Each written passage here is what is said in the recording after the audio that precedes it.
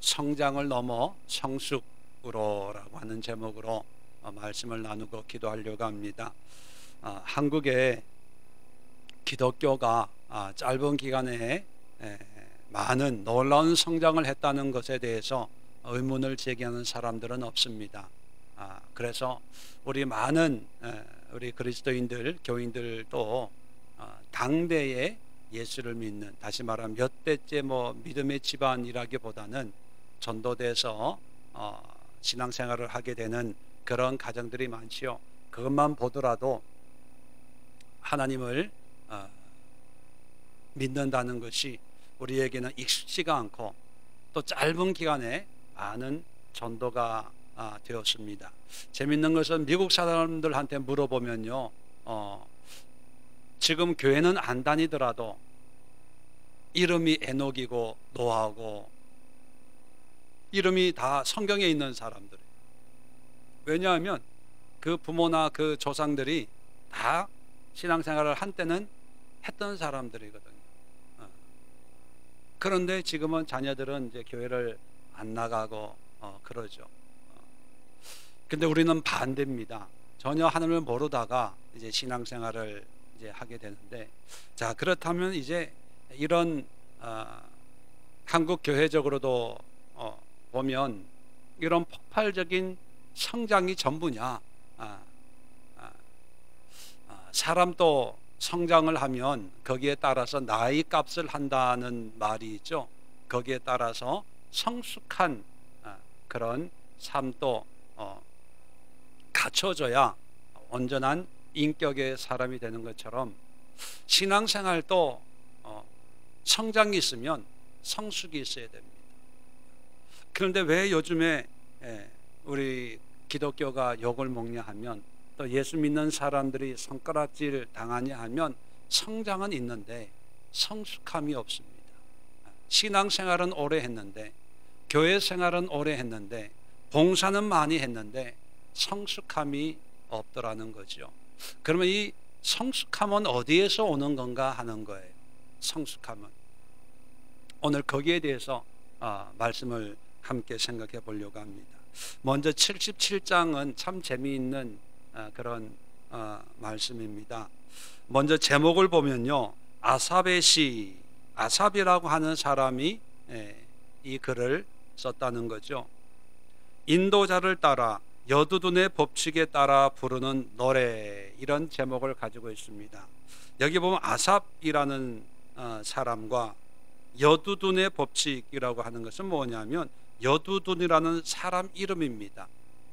그래서 아삽과 여두둔은 다윗 왕 시대에 악장의 악장, 성가대를 지휘하고 활동했던 3대 유명한 악장이 헤만, 그리고 여기 나오는 아삽, 그리고 여두둔이에요.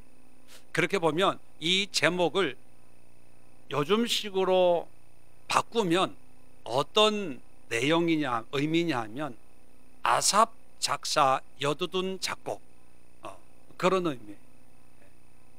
시라고 하는 것은 글을 썼다는 거고, 인도자를 따라 여두둔의 법칙이라고 하는 것은 지휘, 이 곡을 쓴 사람의 이 지휘자의 어떤 그 지휘법에 따라서 부른 노래거든요.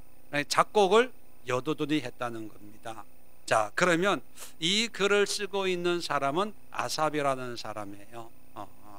자, 이 아삽의 어떤 자기의 이야기인지 아니면 아삽이 알고 있는 어떤 다른 사람들의 신앙의 모습인지, 그건 성경에 나와 있지 않기 때문에 모르지만, 하여튼 이 노래를 쓰고 있는 사람의 심정을 한번 보면 1절부터 내가 내 음성으로 하나님께 부르짖으리니 내 음성으로 하나님께 부르짖으면 내게 귀를 기울이시리로다. 자, 음성으로 기도를 한대요.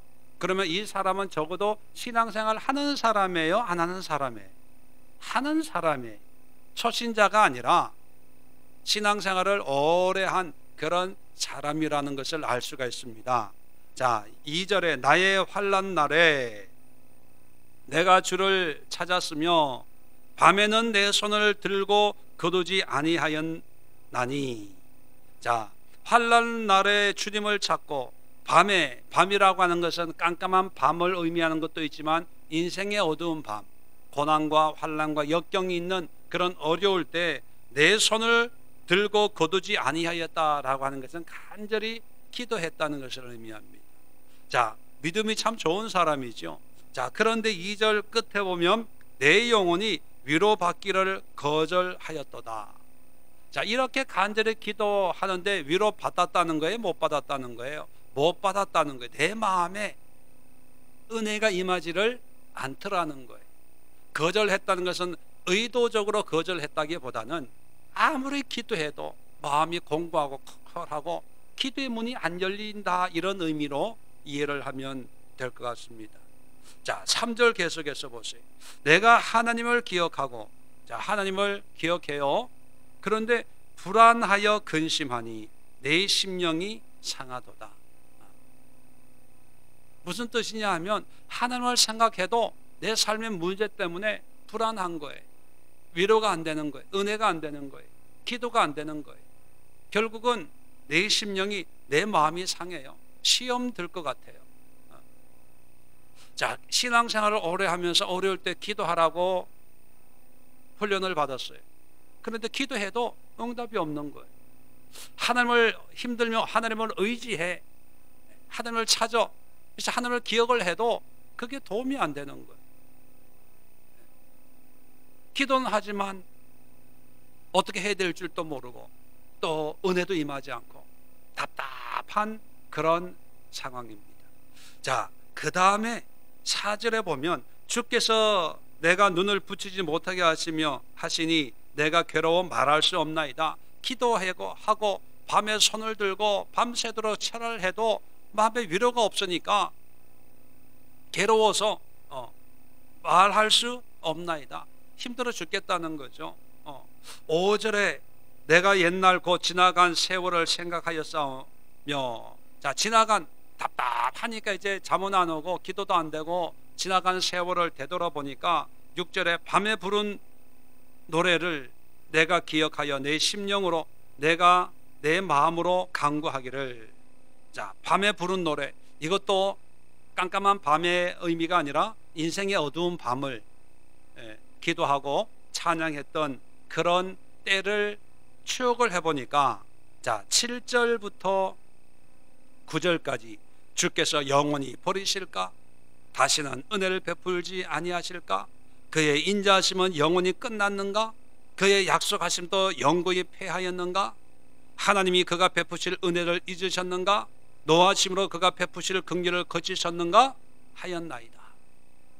자, 7절부터 8절 9절 이걸 보니까 누구와 비슷해요? 누구와 비슷해요? 신앙생활 해도 문제가 있으면 내가 구원받았나? 기도는 하는데 하나님이 응답해 주실까? 누구 얘기하고 있어요? 오늘날 일반적인 신앙인들, 문제가 없을 때는 열심히 기도하고 열심히 봉사하고 해요. 근데 문제가 생기면 들은 게 있거든요. 기도해, 하나님을 의지해. 근데 그게 마음대로 안 되는 거예요. 의지한다고 하는데 하나님을 어떻게 의지해? 사람 같으면 전화해가지고 밥 좀 사줘, 커피 한 잔 사줘, 나 좀 도와줘, 이게 되는데 보이지 않는 하나님을 의지를 어떻게 해? 의지해. 그래서 교회 나와요. 기도해요. 하나님 도와주세요. 하나님만이 나의 힘입니다. 그래도 내 마음은 여전히 불안해하는 거예요. 어떤 경우에는 3절에도 얘기하고 있는데 내가 하나님을 기억하고 불안하여 근심하니, 아니 하나님을 기억하면 은혜가 임해야 되는데 왜 불안하고 근심이 생깁니까? 혹시 이거 하나님 심판하는 거 아니야? 하나님 나를 혼내키는 거 아니야? 내게 죄 지은 거 아니야? 오히려 하나님께로 나아가면 더 무서워서 더 나아가기가 싫더라는 거예요. 지금 이 77편 아삽이 노래하고 있는 지금까지 9절까지의 이 내용은 믿음 생활 안 하는 사람이 아니고 믿음 생활을 한다고 하는데 하나님을 만나지 못하고 성숙되지 못한, 하나님과 친밀한 관계가 회복되지 않아서 늘 문제가 있으면 불안해하는 거예요.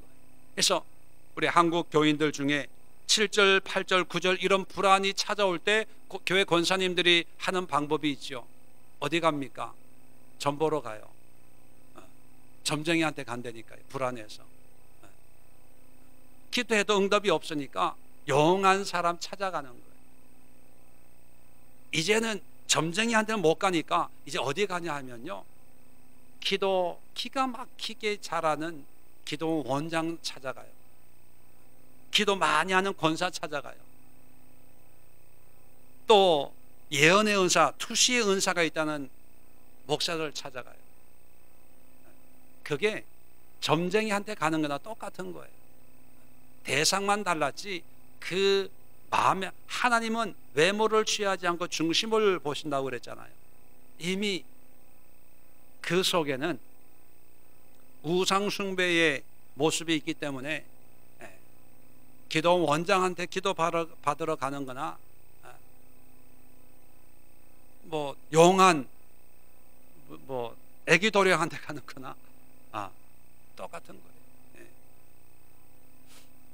그러면서 신앙생활을 오래 하고 믿음 생활을 오래 하고 연수는 잘하지요. 교회 안에서 직분은 높아질 거예요. 또 사람들에게 인정받는 그런 모습들이 있을 겁니다. 또 남들한테 신앙생활 20년 돼서 30년 돼서 우리는 2대째야 3대째야 뭐 그렇게 얘기는 할 수가 있습니다. 그런데 과연 성숙한 그리스도인의 모습이냐 하는 거죠. 자, 10절입니다. 자, 그래서 이제 10절부터 이제 반전이 되는 거예요. 반전. 어떻게 반전이 되냐면 10절에 내가 말하기를 이는 나의 잘못이라. 나의 잘못이라는 거예요. 잘못됐다는 걸 인정을 하는 거예요. 내가 바른 신앙생활을 한 게 아니었구나. 그걸 깨닫는 거예요. 자, 그래서 지존자의 오른손에 해. 자, 지존자는 하나님이죠. 오른손이라고 하는 것은 하나님의 의로우심을 상징적으로 표현하는 거예요. 해라고 하는 것은 날들, 하나님의 그런 시간들, 하나님의 역사하는 그런 때를 의미합니다. 자, 11절에 하나 여호와의 일들을 기억하며 주께서 옛적에 행하신 기이한 일을 기억하리로다. 자, 여기 11절에도 여호와의 일들을 기억한다는 말을 하고 있습니다. 그런데 3절에도 내가 하나님을 기억하고, 자, 똑같이 하나님을 기억했는데 3절에는 오히려 불안하고 근심이 찾아와요. 그래서 위로가 안 되고 내 심령이 오히려 상해요. 시험이 들어요. 그런데 11절에 하나님의 일들을 기억하고, 똑같은 하나님을 기억하는 건데 11절부터는 은혜가 회복이 돼요. 무슨 차이가 있는 걸까요? 어디에서 이런 반전이 일어나는 걸까요? 12절에 보세요. 하나님을 기억하니까 주의 모든 일을 작은 소리로 읊조리며 주의 행사를 낮은 소리로 되뇌이리이다. 하나님이여 주의 도는 극히 거룩하시오니 하나님과 같이 위대한 신이 누구오니까. 똑같이 하나님을 기억하는데 처음에는 두렵고 근심이 있고 오히려 시험이 들어요. 그런데 뒤에는 하나님을 기억을 하는데 찬양이 나와요. 고백이 나와요. 묵상이 돼요.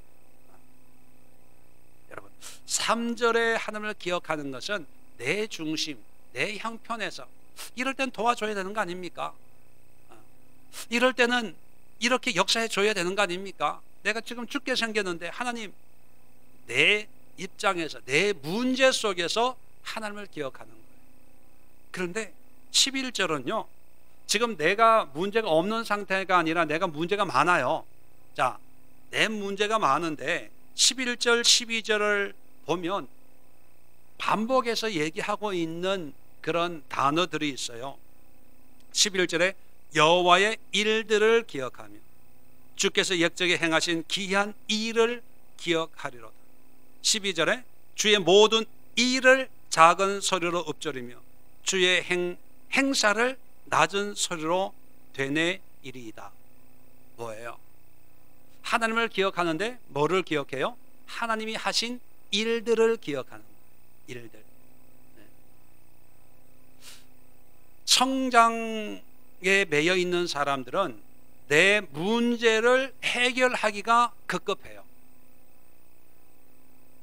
내 문제, 내 가정, 내 자녀, 내 문제. 그래서 하나님을 기억하는데 그 기억하는 동기는 항상 내 문제 해결에 있어요. 해결. 그런데 이게 내가 잘못이구나 라고 깨닫고 하나님을 기억하는데 관점이 달라져요. 나의 문제에서 하나님의 일로. 성경에 보면 하나님이 일하실 때는 항상 어떤 문제가 있을 때 하나님이 일하시잖아요. 그럴 때 하나님이 어떻게 일하셨는가 하나님의 관점으로 바뀌어지더라는 거예요.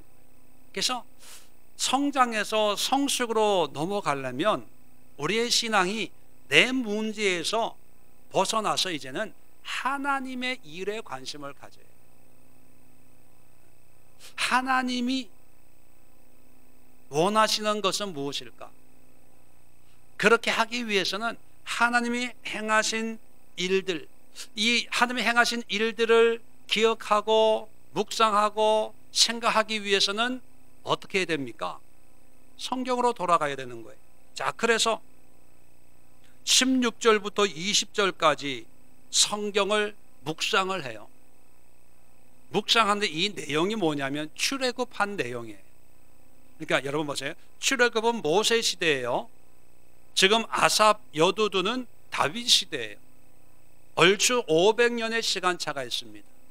500년 전에 성경으로 기록되었던 모세 오경을 통해서 다윗 시대까지 전달되고 있는 구약 성경의 말씀으로 돌아가서 성경을 통해서 하나님이 어떻게 일을 하셨는가 거기에 관심이 가지고 거기에 묵상이 되고 거기에 기도 제목이 있는 거거든요. 자, 그렇다면 성숙한 신앙이란 뭐냐 하면 나에게서 이제 하나님께로 하나님이 하실 일은 뭘까? 하나님이 베푸신 그런 은혜들은 뭘까? 기이한 일들, 그죠? 또 주의 모든 일, 12절에 또 주의 행사, 이건 하나님이 하신 큰 일부터 작은 일까지 이것을 묵상하고 읊조리고 되뇌인다는 거예요. 좀 우리끼리니까 좀 고급스러운 내용을 하나 더 말씀을 드릴게요. 3절에 보면 불안하여 근심하니, 근심이라는 단어가 나와요. 이 근심이라는 단어가 뭐냐 하면 히브리 말로 시아흐라는 단어, 시아흐. 그런데 이 근심이라는 이 단어가 이제 12절 오면 주의 행사를 낮은 소리로 되뇌이리이다. 낮은 소리로 되뇌인다, 이 길게 번역이 됐는데 히브리 원어에는요 한 단어예요. 무슨 단어일까요? 시아흐예요. 묵상하다, 되새긴다, 이런 뜻을 가지고 있어요. 잘 보세요. 똑같은 단어인데 3절에는 근심하다, 불평하다 그런 단어로 쓰여져요. 근데 똑같은 단어인데 묵상하다, 명상하다, 되뇌인다 그렇게 사용해요. 늘 말씀드리는 거지만 고대 시대에는 언어가 다양하지가 않아서 그 한 단어를 여러 가지 의미로 이렇게 차용을 하는데 이 시아흐라는 단어도 성경에서는요 아주 간단해요. 나의 문제를 묵상하면 그건 불평이 되는 거예요. 하나님 돈도 없어요. 지금 힘들어요. 사람들이 나를 무시해요. 나를 괴롭혀요. 이러면 내 삶의 작은 것부터 큰 것까지 하나님 앞에 고백하고 뭐 이렇게 사람들한테 가지고 있는 감정적인 것으로 얘기하면 이게 불평이 돼요. 씨앗. 그런데 하나님에 관한 것을 작은 것부터 큰 것까지 하나님이 하신 일, 하나님 이렇게도 하셨고요, 저렇게도 하셨고요, 출애굽도 했고요, 창조도 했고요, 이렇게 했고요, 이렇게 했고요. 그거 그렇게 하면 그게 묵상이 되는 거예요. 그래서 여러분, 묵상이라는 말이 참 우리 한국말로 번역이 되면서 의미가 완전히 달라졌는데, 묵이라는 게 뭐예요? 소리가 없는 생각상. 그러니까 소리 없이 잠잠히 이렇게 깊이 생각에 잠긴 것을 묵상이라고 하는데, 성경에 나와 있는 묵상은 그런 게 아니에요. 중얼중얼하는, 하가 새가 지저귀는 것처럼 하가 시편 1장에 나와 있죠. 복 있는 사람은 여호와의 말씀을 율법을 주야로 묵상하는 자로다. 이 묵상은 가만히 고요하게 앉아가지고 깊은 생각하는 게 아니라 하나님의 말씀을 자꾸 되새기는 거예요. 입으로 중얼중얼. 그래서 유대인들이나 아랍 사람들도 그러는데, 이 기도할 때요 항상 중얼중얼 소위 말하는 통성기도 하는 거예요. 통성기도. 그런데 한국 교회는 정서적인 유교적인 문화 때문에 뭐 하나님이 다 하시는데 뭐 통성으로 기도하냐. 물론 뭐 소리치고 뭐 이렇게 옆에 있는 사람 분위기 파악 못하고 방해하는 그런 경우는 좀 제지가 필요하지만, 하나님 앞에 그 말씀과 은혜를 우리 입술로 하가 묵상하는 것은 성경이 하고 있는 거예요. 성경에도 만약에 예수님이 겟세마네 동산에서 하나님이 할 수만 있거든 이 잔이 내게서 지나가게 하옵소서, 이걸 묵상으로 했다면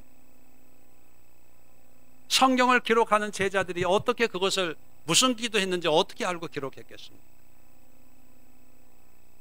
예수님이 소리내서 기도하니까 졸면서 들을 수 있는 내용으로 기도했으니까 나중에 성경으로 기록으로 옮길 수가 있는 거지.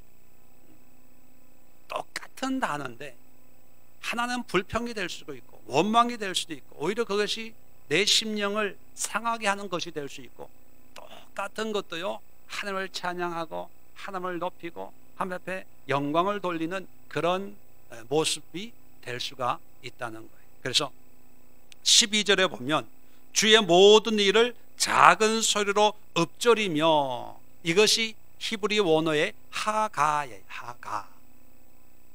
시편 1편에 있는 주야로 묵상하는 자로, 그 묵상이 작은 소리로 읊조리는 거예요. 주의 행사를 낮은 소리를 되뇌이리로다. 이게 뭐냐면 씨아흐에 이렇게 하라는 거예요. 내 삶을 묵상하지 말고, 내 문제를 묵상하지 말고, 내 생각을 묵상하지 말고 하나님을 묵상하는 거예요. 하나님의 행하신 일을 묵상하는 거예요. 자, 묵상하다 보니까 13절, 14절, 15절 하나님을 찬양하게 되는 거예요. 높이게 되는 거예요. 자, 여기서 신앙의 성장과 성숙은요, 신앙에 성장하는 사람들은 문제가 해결돼야 그 다음 단계로 올라가요. 근데 성숙은 문제가 해결되든 안 되든 관계가 없어요. 문제 속에서도 하나님을 찬양하고 하나님을 높이고 하나님 앞에 감사를 드리는 거예요. 자, 그래서 묵상하면서 15절에 보면 주의 팔로 주의 백성 곧 야곱과 요셉의 자손을 속량하셨나이다 라고 하고, 셀라라고 하는 것은 음악적인 용어인데 끝을 높인다, 뭐 클라이막스 같은 그런 의미를 가지고 있어요.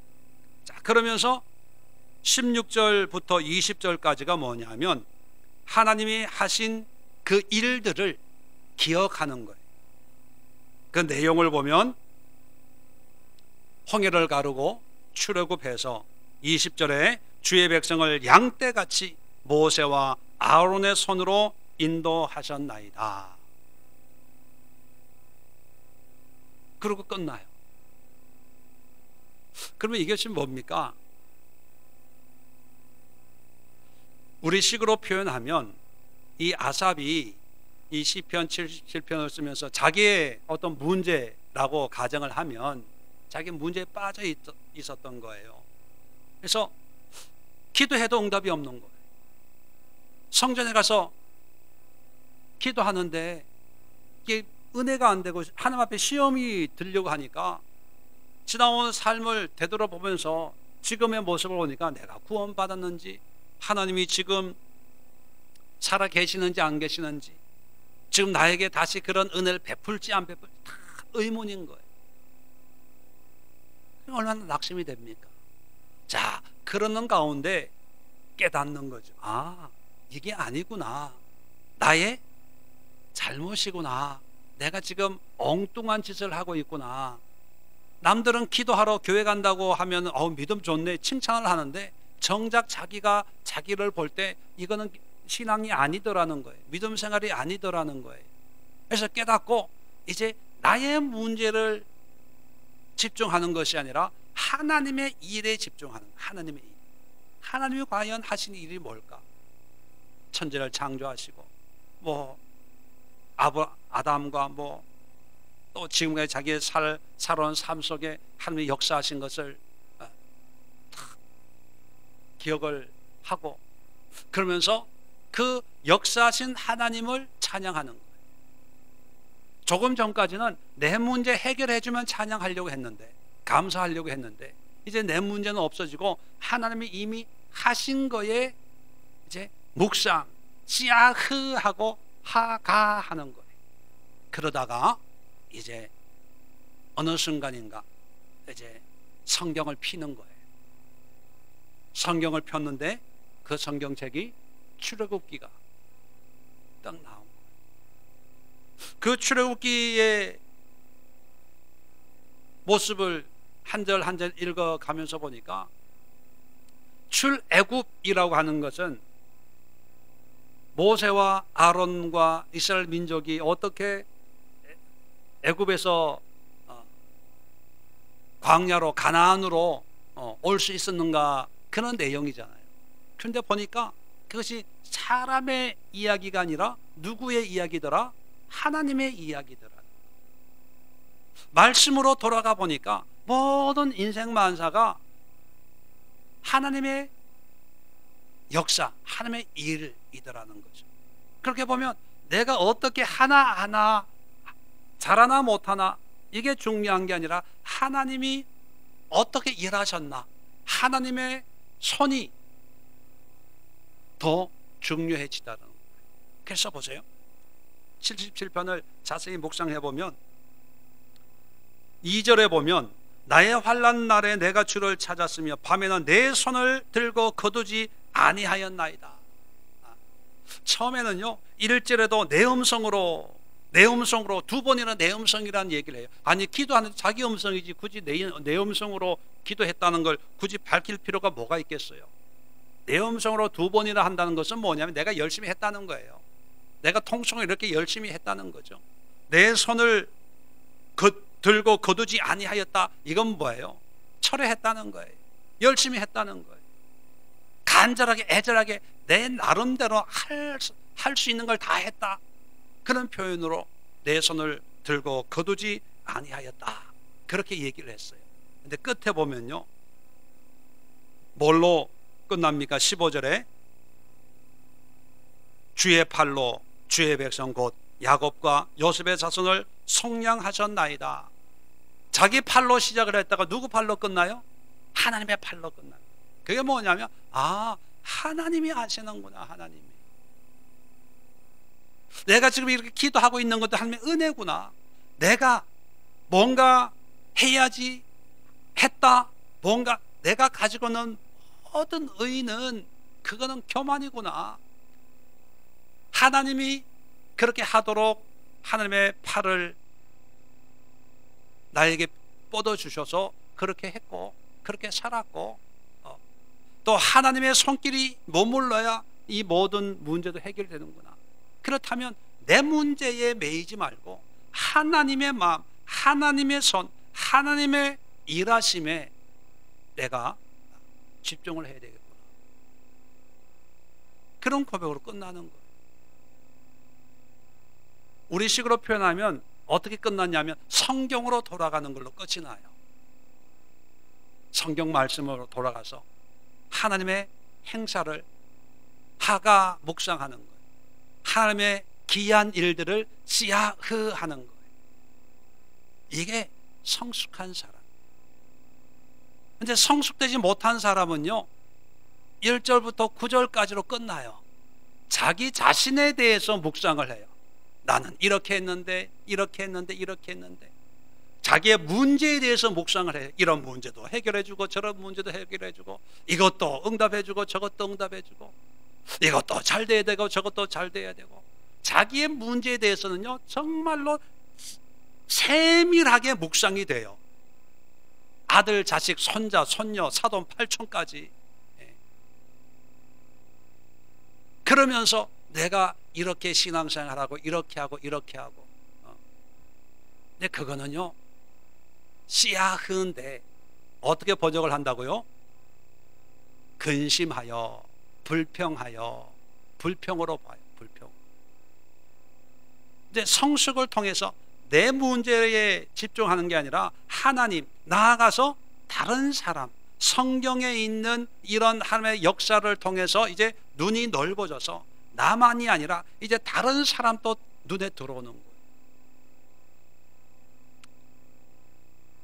어떤 분들은 평생을 기도를 신앙생활을 하는데 그 신앙생활을 하는 이유는 단 하나, 자기 자식 잘 되기 위해서, 자기 손자 손녀 잘 되기 위해서, 자기 남편 사업 잘 되기 위해서, 자기 자신 가족들이 하나님 심판 안 받고 축복받기 위해서. 이거는요, 초신자 때는 어느 정도 인정을 해주지만 이제 10년 20년이 됐는데도 그대로라면 그거는 영적인 장애인입니다. 영적인 장애인이. 신앙의 연륜의 성장은 있는지는 몰라도, 신앙의 나이는 20년, 30년, 50년, 60년 됐는지 몰라도 영적인 성숙의 면에서는 아직도 기어다니고 있어요. 우리가 그럴 때 장애라고 그러잖아요. 걷지도 못하고. 장애인, 영적인 장애인들이 얼마나 많은지 몰라요. 근데 이런 장애인들이 나를 인정해달라고, 나를 사랑해달라고, 나에게 관심을 보여달라고 다들 쳐다만 보고 있어요. 그런 사람들한테 한마디 하면 난리가 나요. 왜 나를 사랑해 주지 않냐. 그런 분들 보면 어디서부터 하나님에 대해서 얘기를 풀어나가야 될지 막 헷갈릴 때가 있어요. 결론을 말씀드리고 기도하려고 합니다. 이제 우리도 이제 21일 기도를 마치고 또 신앙의 여정을 마쳤으면 이제 성장을 넘어서 성숙으로 나아가야 되는데, 시편 오늘 77편을 통해서 우리가 어떤 모습의 성숙으로 성장해야 되냐. 이제 내 문제를 묵상하는 것이 아니라 하나님을 묵상하는, 하나님을 묵상하기 위해서는 성경으로 돌아가는 거예요. 성경을 통해서 하나님이 하신 일, 그 하나님의 일들을 묵상하다 보면 하나님은 왜 이렇게 일을 하셨을까? 이 일을 통해서 하나님이 뜻하신 목적이 무엇일까? 하나님께 집중이 되는 거예요. 그럴 때 내 문제가 풀리는 거예요. 하나님이 이래서 이런 문제를 나에게 주었구나. 하나님을 알아야 문제가 해결되는데, 우리는 우리의 문제를 하나님께 자세하고 정확하게 알려주는 거에, 그걸 기도라고 하고 있는 거예요. 기도는 소통이에요. 소통, 대화예요. 대화. 그래서 오늘 이 시간 우리가 기도할 때 하나님의 일, 하나님의 행사, 하나님의 귀한 일들을 묵상하고 깨닫고 이해하기를 원합니다. 하나님의 마음을 알기를 원합니다. 그래서 이제는 내 문제가 아니라 이웃들을 살피고 이웃들의 마음을 알아 하나님의 마음으로 그들을 섬길 수 있기를 위해서 기도합시다. 이것이 바로 영적인 성숙입니다. 기도합니다. 좋으신 하나님,